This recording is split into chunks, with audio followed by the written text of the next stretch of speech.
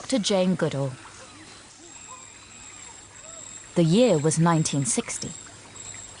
In the middle of a hot tropical jungle, Jane Goodall held out a banana to a chimpanzee. She was in East Africa, in what is now Tanzania, working in a place so wild and remote that it could only be reached by boat.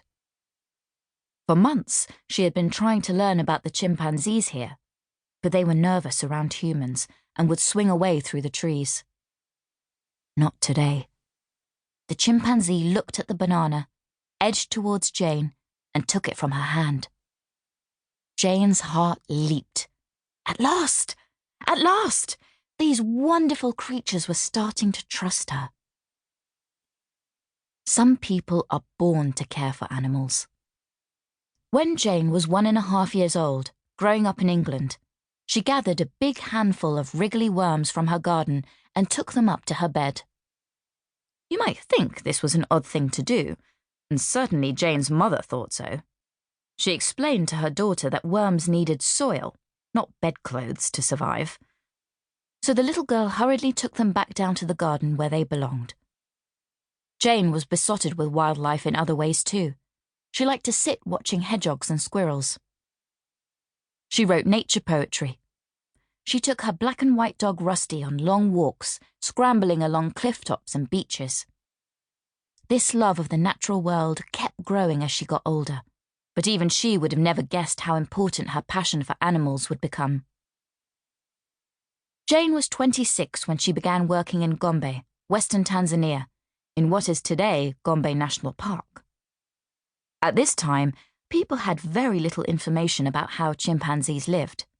In fact, almost nothing was known about their behavior in the wild. Jane wanted to change that. Some scientists thought it was ridiculous to be sending a young woman into the jungle alone. Jane didn't agree.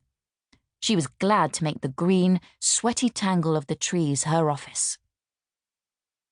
Through months and years of patient study, Jane opened the world's eyes to how amazing and intelligent chimpanzees can be. No creature on Earth has more in common with humans, and Jane helped us to appreciate this. She saw that they used long pieces of grass to fish for insects in termite nests. She saw that mothers and babies had close, powerful bonds, just like humans do. And she saw that chimpanzees fought and sometimes even hurt each other. She also learned, thanks to her favourite chimpanzee, whom she named David Greybeard after the white hairs on his chin, that they were able to show trust and kindness, not just to each other, but to people too.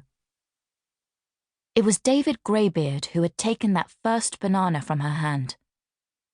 And, when he died of an illness in 1968, Jane became even more determined to do everything she could to understand and protect chimpanzees. Her work has never stopped.